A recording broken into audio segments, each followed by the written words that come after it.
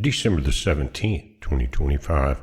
Guys, you're looking at the Sky Live, and it's one of the links on bprearthwatch.com. Scroll down the left side and you'll see it. And it gives you an animated view of where all the planets are and where different, you can pull up different comets, asteroids, things like that. And I have this one set at 3i Atlas. And this is the current position as of today. Notice your timestamp right there. Now, on Thursday, the 19th, will be the closest approach to Earth, which is still very far away. It's not that it's gonna zoom by Earth or anything like that. What you're seeing is Earth is here, the sun's here, Atlas is here. The purple line is where Atlas came into the inner solar system, and its path towards Jupiter right now. That's kind of important to what we're gonna talk about in today's video about this. But Atlas now is between the orbit of Jupiter and the orbit of Mars in the red here. Jupiter's out here. Now, in between here, it's not showing on this, there's an asteroid belt that's over 1 million miles wide. That's pretty wide, think about it. And so some of the things that we've seen over the last several months talking about Atlas, I think, what was it, in spring when it was first discovered, Avi Loeb and his group at Harvard. Anyway, the entire scientific community is now focused on Atlas for some reason. They're not giving out much information, but they are focused on it, including the Asteroid Impact Alert Group, okay? And they're saying it's just a test run to fine-tune their ability to track and these objects and study them and all of that. But NASA's involved, and you remember what a poor representation that NASA gave us about Atlas when they sat there and lied through their teeth about it being a comet with a long tail. So it was a clown show, we know that. But why did they even do that? If it was nothing, why even come on and talk about it? Instead of coming on and proving to the entire world that's been watching that there were 4 clowns sitting there. And trying just, I mean, it was blatant what they were doing. But why? Why did they do, and why are they watching it now so heavily? Anyway, there's a couple of things I want to point out here. Again, 2 days on the 19th, as the Earth continues its rotation in orbit this way, it's going to be just a little bit closer than it is to Atlas. Again, still very far away, over 1 AU, over 1 million miles. So it's not that close, but that is the closest approach. You know, what does that mean? It's important to remember what has happened in history and some of the Sumerian texts and things like that. And I want to point out some things here in this particular graphic that possibly do. Now, if you have read about the Anunnaki, Sumerian texts, they talk about Nibiru. Some call it Marduk, things like that. But it was basically a planet or 12th planet that every 3,600 years came into the inner solar system. It never struck Earth. A lot of people said Planet X is going to collide with Earth and all of that. It never did that.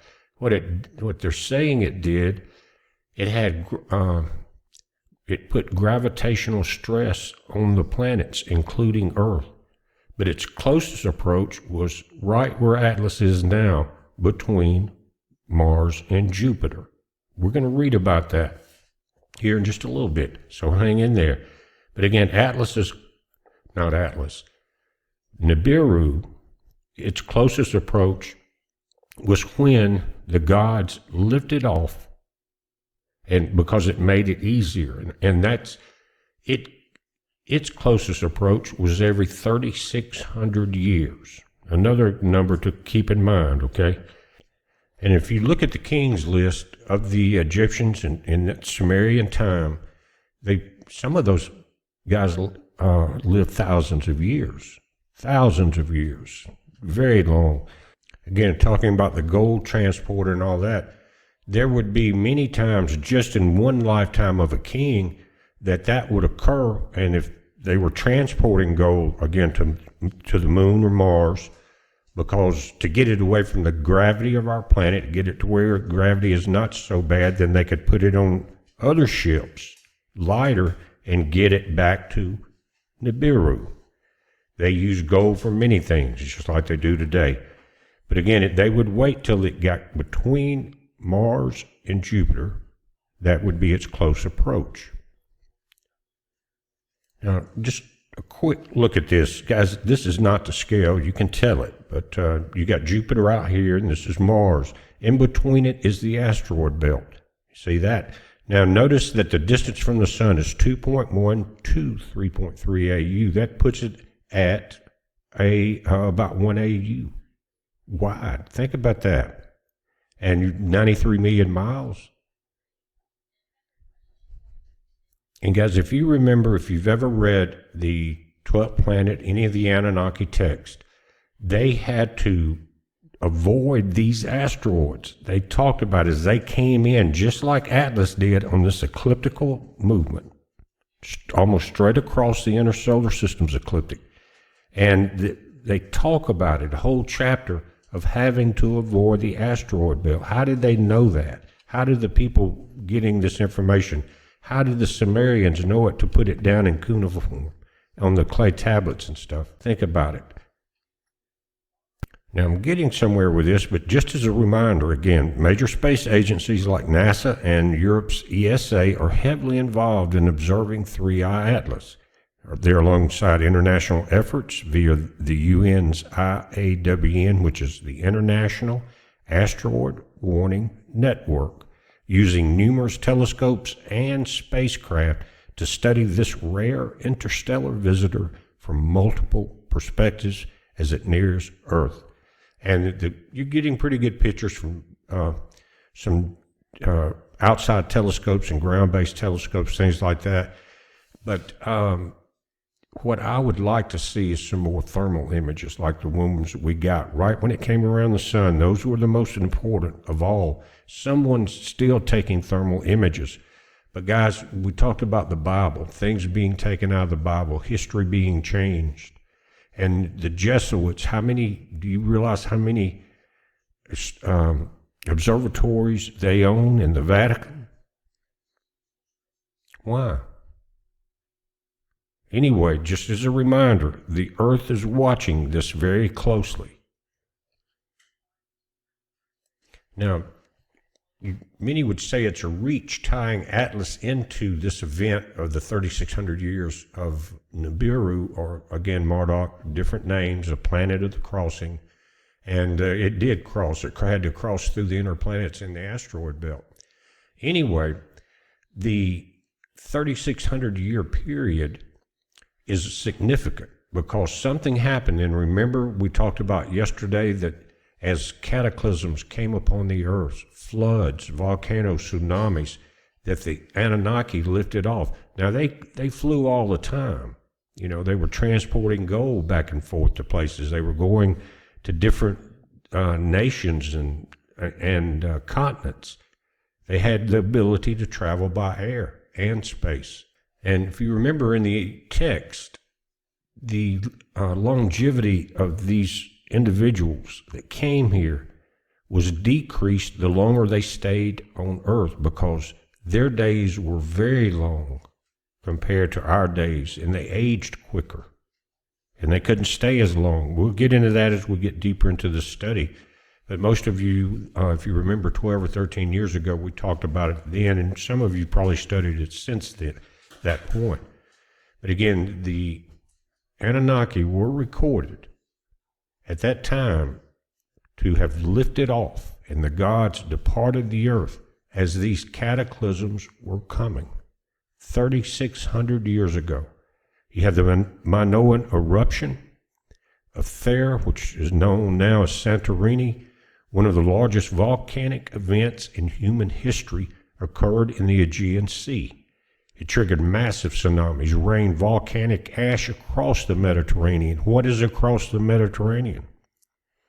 What's on the other side of that area of Santorini, Turkey? Then you go, when you start talking about the big floods, This went across the Mediterranean and took out Egypt and Africa.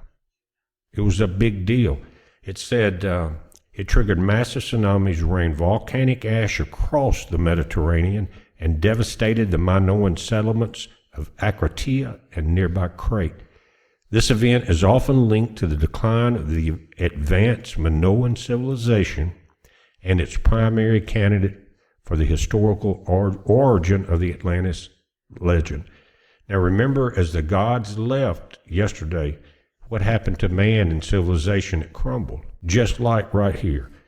And then what happened also at that time, the destruction of Tal El Haman.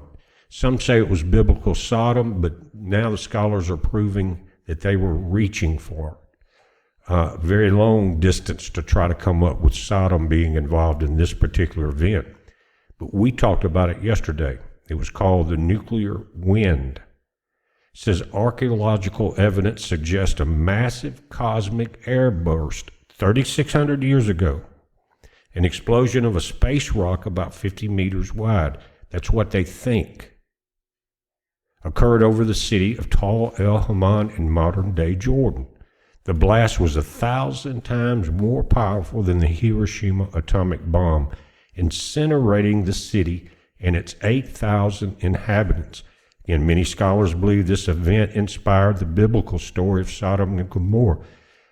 It could have, but not the way they showed it. This was, again, it was not a large rock, was not an asteroid coming in.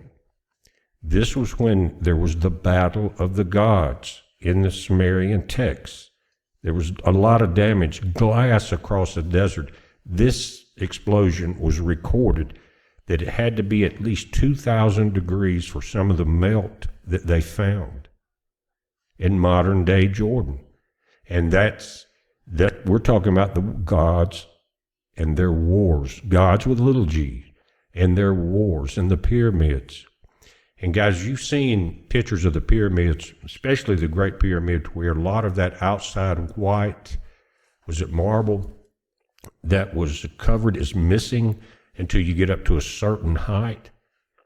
And what they tried to tell us was that people came in and tore that off and built cities around that part of Egypt.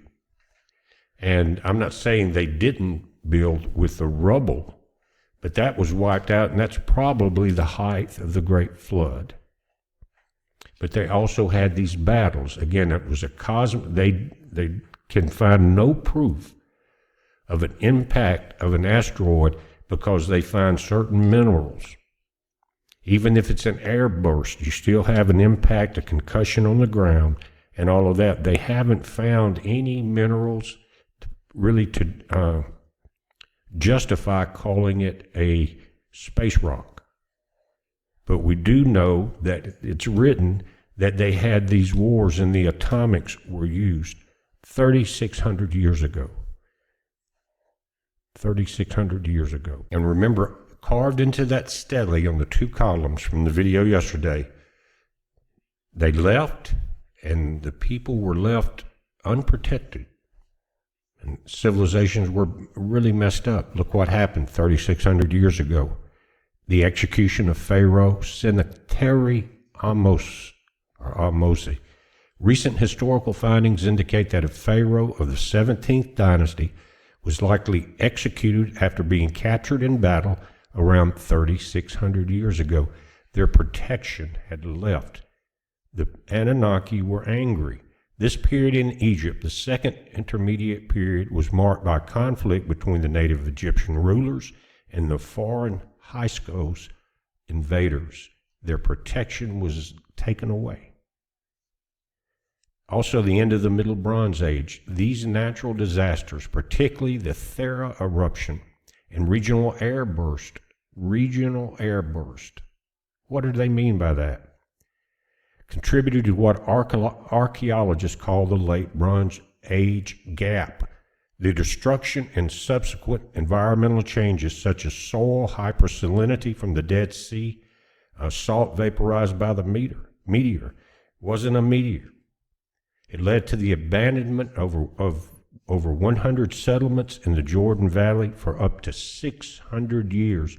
That's called nuclear radiation. Now, I don't doubt there was Dead Sea vaporization, all of that. 600 years.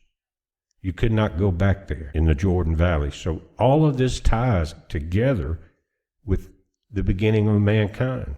And we're seeing through history. But again, all of these 3,600 years ago. Now, if you've never read The 12th Planet, a lot of people don't. They think because they're listening to basically the people that don't want you to know any of this, saying that Zachariah Sitchin really didn't know what he was talking about, but he had studied Hebrew from the time he was a child, and then started studying the Sumerian texts and cuneiform, all of these, the clay tablets, and this is what he found. And to me, it makes perfect sense, and that's why I have been an avid reader of this information. And throughout the book, we're talking about the 12th planet. It says we will look more closely at specific topics that are touched upon in the outline before coming full circle at the book's end through our posing of the startling questions.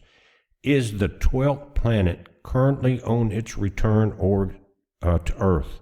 And what does that mean for us? As we will learn, the 12th planet returns to the vicinity of Earth every 3,600 years.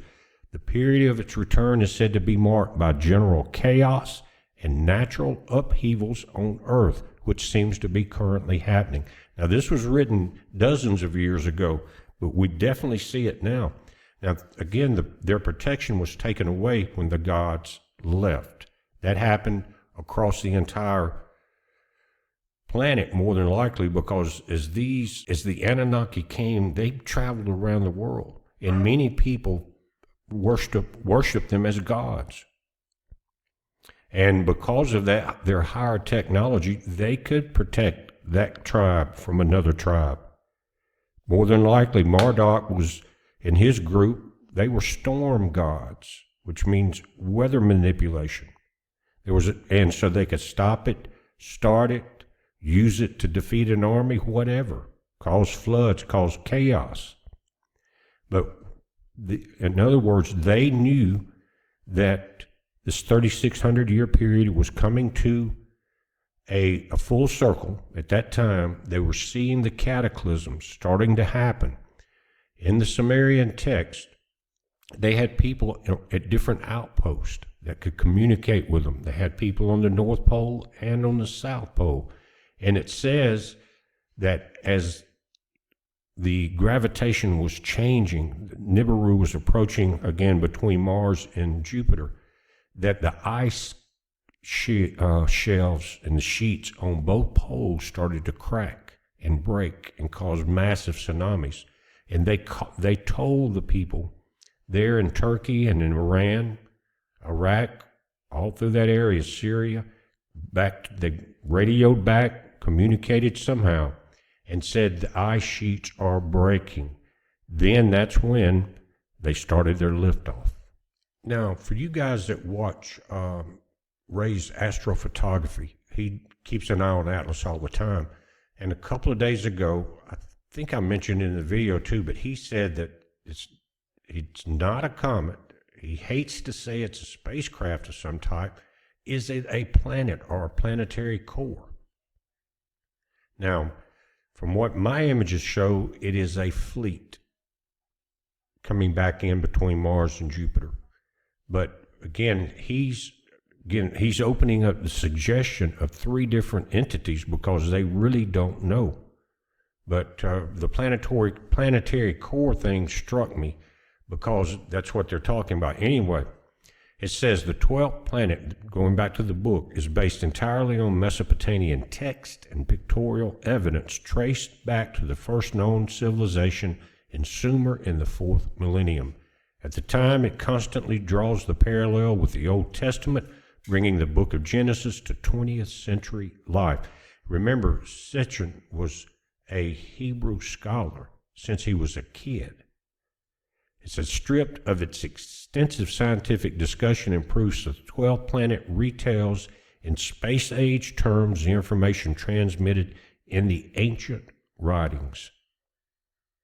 It talks about the creation of the solar system. First the sun, Mercury, then a planet called Tiamat, then Venus, and Mars, then Jupiter and Saturn, Uranus and Neptune. The cataclysm or celestial battle is mentioned in it. The appearance from outer space of a large planet drawn more and more into the solar system until it collided with Tiamat, splitting her in two. The asteroid belt, the comets, and the Earth and Moon were thus created. The planet of the crossing.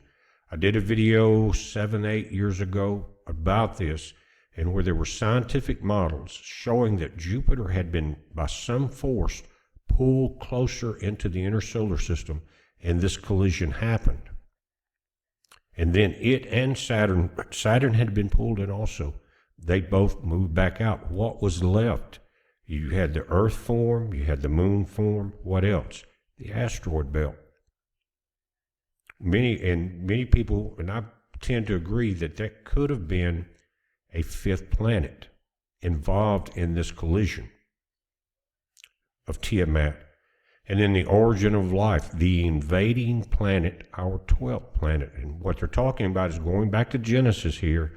And when God got together with his group and said, let us make man in our images. And we see the Adam and then Ahadam, two different, the 6-day creation and the 8th-day creation. All of this ties together. And they're saying this collision with Tiamat imparted the 12th planet's seed of life to Earth. And we've always said that, or heard said that the comets and the asteroids carry the seeds of life, the elements necessary to make it. You can look it up, guys. You've probably heard it before, but that's scientific. But it said this was around 3.8 billion years ago, and the Earth is that old. We had different Earth ages. We're in possibly the last one right now, as we know it. Had the kingship of heaven. Captured in sun orbit, the 12th planet orbits in a major comet-like orbit of 3,600 Earth years, always returning to the place of the crossing, where? Between Mars and Jupiter, once every 3,600 years.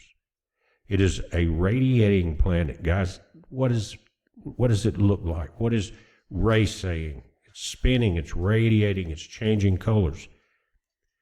It says generating its own heat and atmosphere. We're seeing that, and then that's their explanation from the text. What it looks like to me is a fleet with a shield that they're calling an atmosphere. Over the billions of years, life upon it evolved. A few million years ago, evolution culminated with producing intelligent, anthropomorphic beings on the 12th planet. There was a battle there, and they had someone escaped.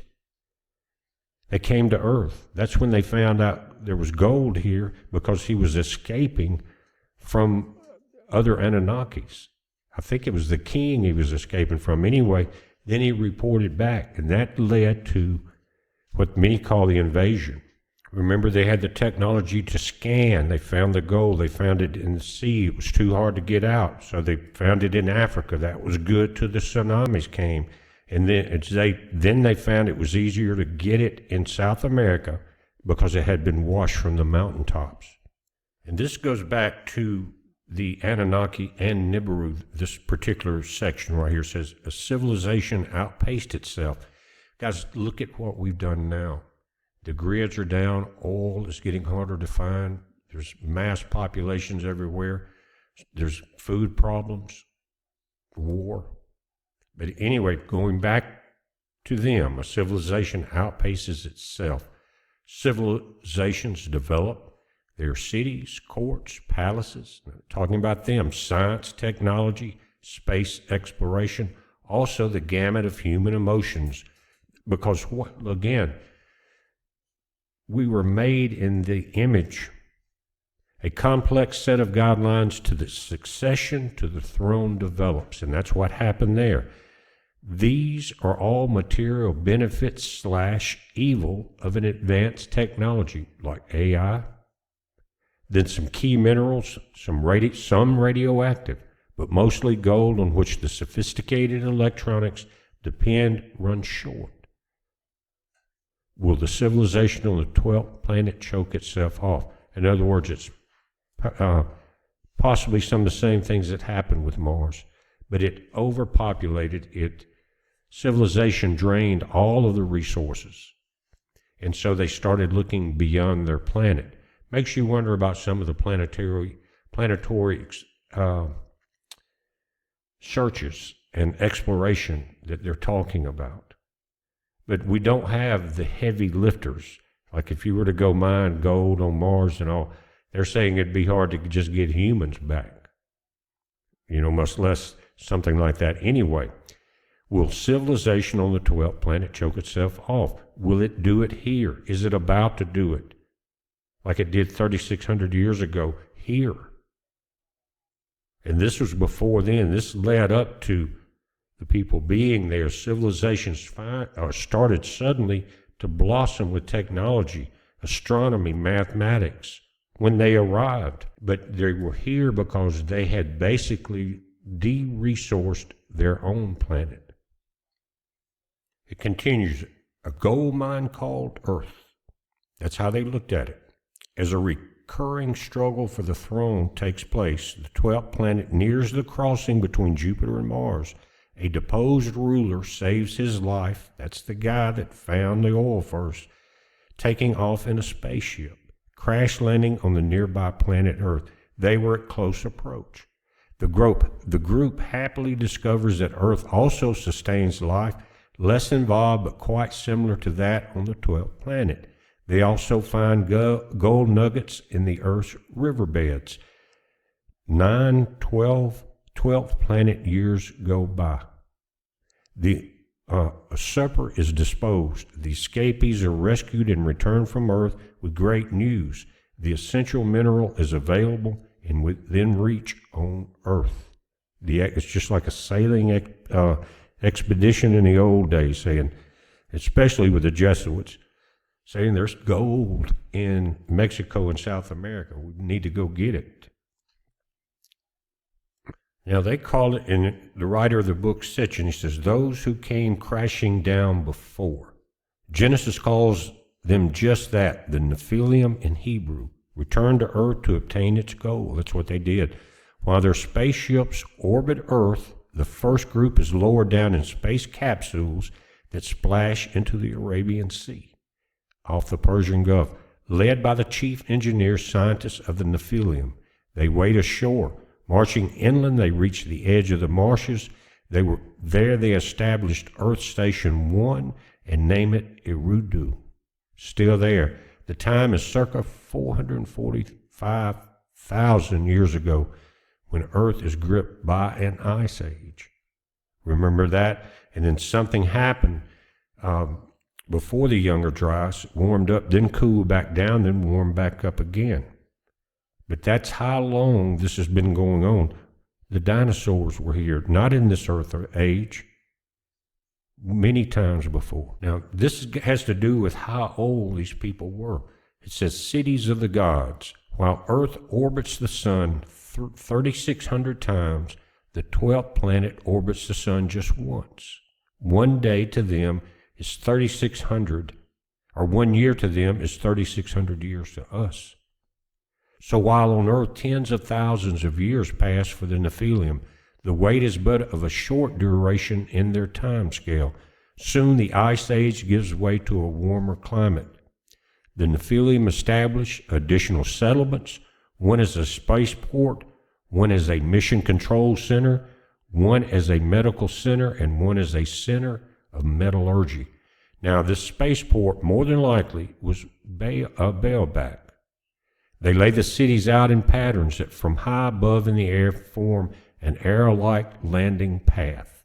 You can only see it from the skies, much like what we're seeing in South America and Peru. Now, we mentioned that their civilization, even back on their planet, they had the same conflicts, jealousies, and everything that we had. But listen to what happened. You've heard these names before. The decision to proceed with Mission Earth, also plants the seed of conflict. For now the leader who was first to land, and was therefore named Enki, Lord Earth, is made subordinate to a brother of his, Enlil, Lord of the airspace. Two lords, Lord of the earth, Lord of the airspace, who arrives on Earth to take over the command. Enki is renamed Ea. Now he's mad.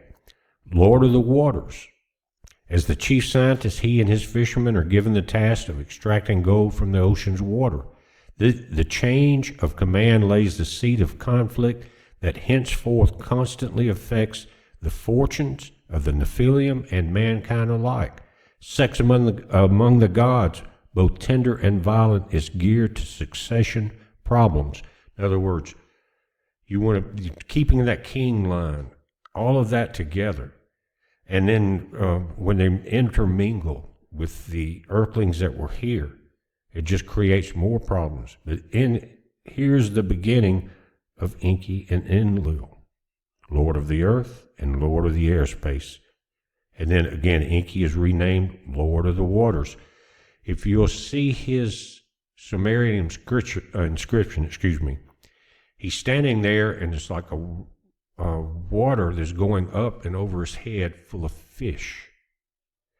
And if you look at the Sumerian text closely, and in one of the books, it talks about when he first landed, they landed in the water, and as he was walking ashore in like a marsh-like area, that a serpent came upon him, and he killed it.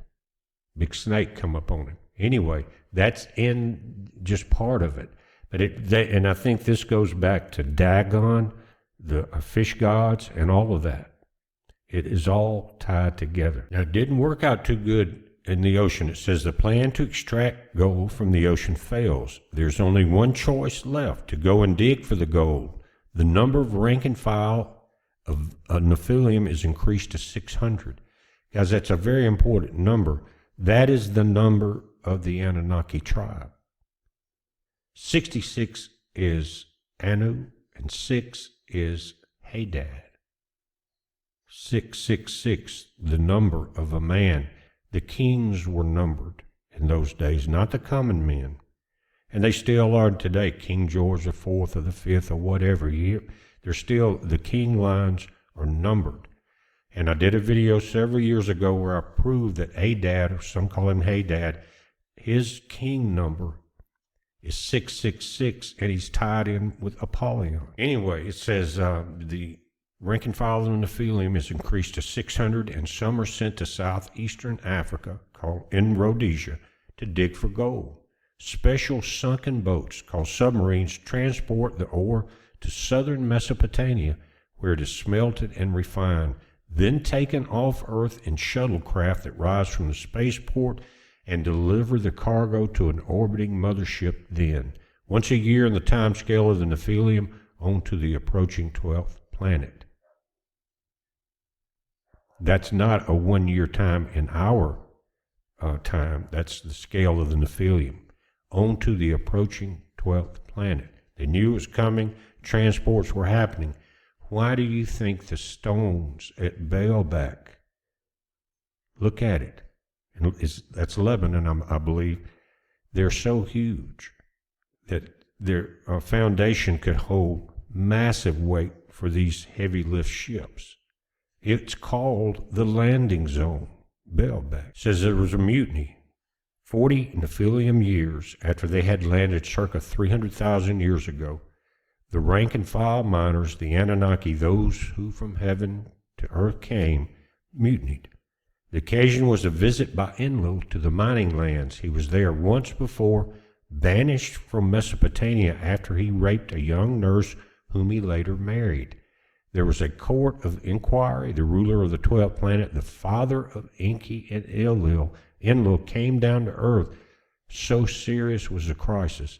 Enlil demanded that the leader of the mutiny be executed. Now think about this. We see this symbol of Enki, Enlil, Marduk, and then there's a god in the winged disc above them. Some says Mazda, or Sahura Mazda. Others call him An. An is 6. Then you got the numbers from the 600 and then the number of Adad. 666. Now, even though Enlil wanted this guy executed that led the mutiny, the others sided with the mutineers. The work in the mines were indeed too harsh, they concluded. Here comes the creation of man. This ties Sumeria to the Hebrew Bible so much, the Old Testament. But the mining had to continue. A solution was offered. Let Nenti, she who gives life, the female who was in charge of medicine, create a primitive worker. She needed the help of the chief scientist. The being you want, he said, he already exists. They extracted the genes of a young member of the Nephilim and fused them into the egg of a captured hominid, an ape woman. They implanted the fertilized egg in the ovum of a female member of the Nephilim. This was trial and error. Imperfect beings came out. Finally, a perfect model of a man was achieved. Similarly, fertilized eggs were implanted in batteries of females in the Nephilim. It goes back to Adam and Eve.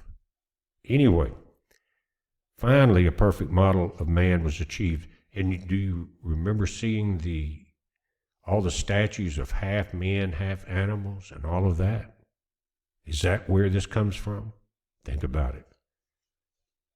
So what we're seeing is after God created everything except man, he created man on the 6th day. And he rested on the 7th. On the 8th day, he saw he needed a different man. Is it ringing a bell here? But what we're seeing is that the Homo sapiens, I don't know if they were ape-like or not. I don't really believe in that theory at all. I think man is man. He didn't really evolve. He was the same way it was, except for times where there's DNA interference. But anyway, Adam's and Eve's were thus created, the first Homo sapiens. They were once put to the hard work in the mines of southern Africa. And that tells you why there was images of where it looks like a pine cone going into the back of someone's head to the pineal gland or whatever, of this DNA manipulation. They're telling the story of the creation of man from their perspective, of the man that we know. But remember, you had a group of people that after the flood no longer lived 800 or 900 years because Noah and his sons were the last of that generation. And then who came after that? Remember, Noah's sons were married, or their wives were not Adamic. But so what happened, you had all of this trial and error, and then God, as the earth was destroyed, in the last flood, a lot of that trial and error of creations was wiped out. And I think that was the purpose of a lot of it.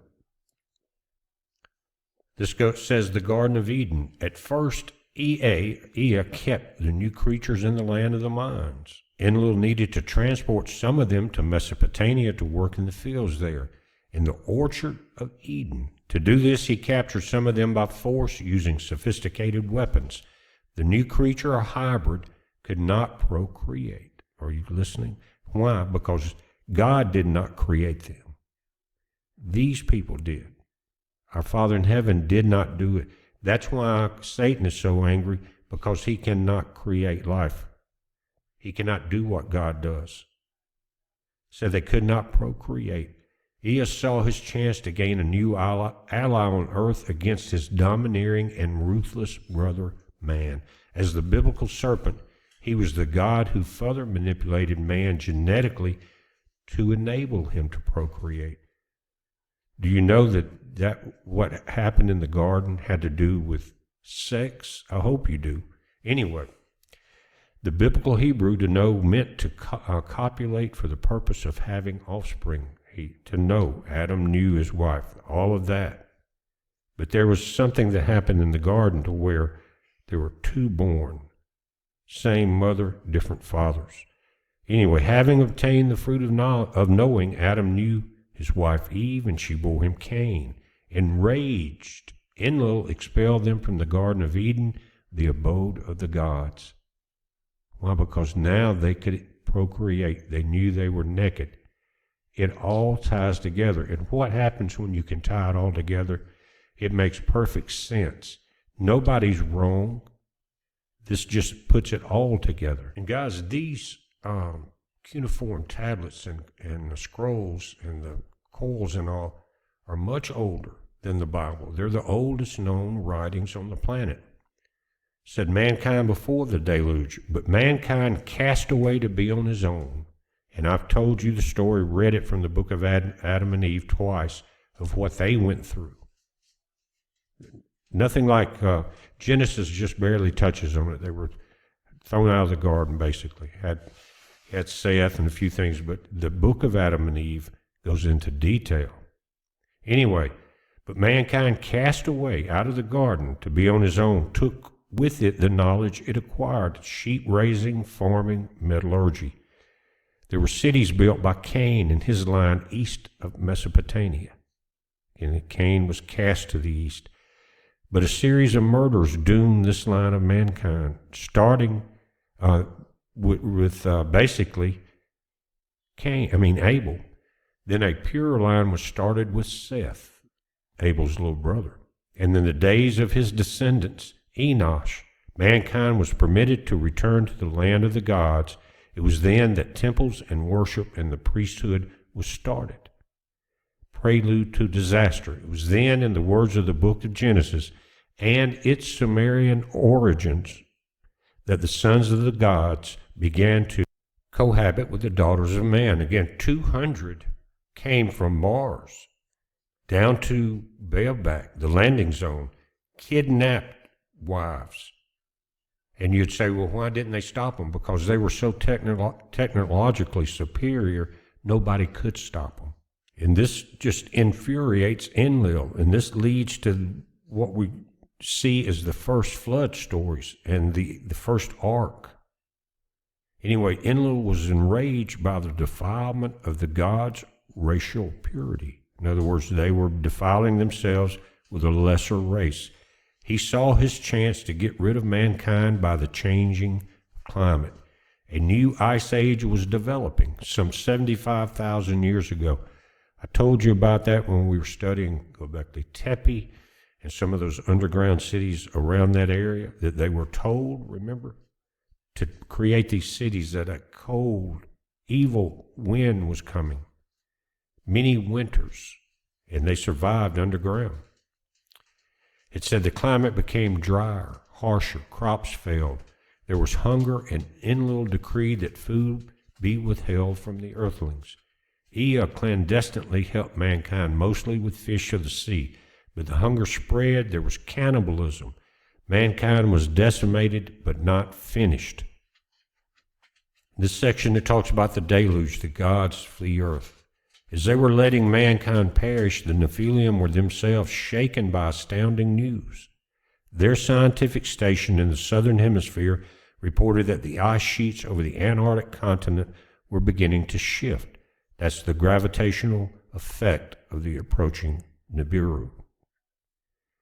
It said, gliding on its own slush, the Anunnaki and the orbiting mother craft confirmed the danger. As the 12th planet neared Earth, its gravitational pull would give the ice sheets the fatal nudges, and as the ice sheet slipped, would slip into the water. A vast tidal wave would engulf the Earth. And I think the Nephilim left a few hanging around NASA, because listen to this. What did they do? They swore to keep the coming calamity a secret from mankind, just like NASA does. The Nephilim prepared to escape Earth in their shuttlecraft and let all flesh perish. Once again, Ea frustrates the plan by revealing the secret to a faithful earthling, Noah. He was also the Adamic bloodline. He shows him how to build a submersible vessel. He is to enter in it and seal it from within, when the sky will be lit by the rising spacecraft at the spaceport. Now, at the time they're lifting off, this is when he's to shut the door of the ark. The sky will be lit by the rising spacecraft at the spaceport to the north. He is to navigate the vessel to Ararat. That's where they landed. This was a heavily engineered vehicle, guys. It was not like the movie that you saw about Noah's Ark, or like a rough bunch of logs thrown together. Not only that, once they landed, everyone was gone except the Anunnaki and the vessels. But who built the next cities? Who was left? It turns out they're finding stone inscriptions in that Turkey area between the sea and Ararat that show that Noah's sons were the builders. Anyway, I mean, that began a lot in that area. And you may remember this, but it says, in their spacecraft orbiting Earth, the gods with a little g view the desolation caused by the huge tidal wave and the ensuing rains, the deluge. They cry, they repent, having caused mankind to perish. As the waters abate, the peaks of Ararat emerge. The craft began to land. To their surprise, the gods encounter Noah and his vessel full of surviving men, women, children, and animals. Noah builds a fire, roasts some sheep, the favorite food of the gods. Enlil's craft lands too, and he blows his top. In other words, he's very upset because someone told Noah how to survive this. He wanted the end of mankind. That's kind of what we're seeing right now with everyone pushing war. But the others point out to him that they might as well make the best of it. With all they had built on earth wiped out, they do need mankind to help them survive. Enlil agrees, blesses Noah and his wife, takes them in his spaceship to the mother craft and thence to the 12th planet. Think about this. But you got to remember, Noah was part of the people, the bloodline that lived for hundreds of years. Wasn't Methuselah his daddy? Anyway, so he takes them back to their planet. The children are taught agriculture, husbandry, given tools and seeds. Civilization, post-diluvial civilization, begins. It is about 11,000 BC. Back to Mesopotamia. But mankind and the gods must stay in the mountain lands. The valleys are filled with mud. Now, we're coming 3,600 years from the 11,000 BC to 7,500 BC. It says, and the 12th planet nears Earth again. The gods consult and decide to go ahead with civilizing man. They help him domesticate animals, build abodes, and teach him how to use clay for pottery and construction. Then circa 3,800 BC, the gods consult again, and the go-ahead is given. Mankind and the gods can return to southern Mesopotamia to rebuild the ancient sites exactly as they were. The sudden civilization of Sumer blooms out almost overnight once they are returned with that information. Think about it. It said, mankind reaches skyward. How much civilization, science, technology is mankind to be taught? Think about it. We're in the nuclear age. We're in the AI age. In this rush to develop the new relationship, the lofty ones, the term we translate as gods, that's what they call them, the lofty ones, teach man astronomy, mathematics, metallurgy, chemistry, the art of high-rise buildings. As cities are rebuilt, centered around rising temples or divine abodes, each ziggurat, and we've seen that, guys, in the Middle East, is provided with a restricted sacred area, restricted means sacred, area where the divine birds are whirlwinds. What did Ezekiel see? As the ones seen by Ezekiel are housed, the gods roam earth's skies to visit, spreading mankind, but mankind is unable to communicate as easily. You see them like a UFO, you can't really talk to them, but they know exactly what you're doing. The god of science then connives with his Sumerian followers an extreme scheme. In the center of Mesopotamia, there still lies an unrebuilt, in the pre-Diluvian spaceport, the primordial Babylon gateway of the gods. He coaches the earthlings to rebuild the launch tower, the Tower of Babel, the gateway of the gods. It sounds like some type of wormhole or an opening a way to travel very quickly. Again, in the center of Mesopotamia, there still lies an unrebuilt, the pre-Diluvian spaceport. It was destroyed during the flood. The primordial Babylon gateway of the gods. He coaches the earthlings to rebuild the launch tower called the Tower of Babel and raise a shim, what they call a space rocket. But the other gods, realizing the implications of the scheme, frustrate it to forestall future unified efforts by the earthlings. They confuse men's single language into many tongues.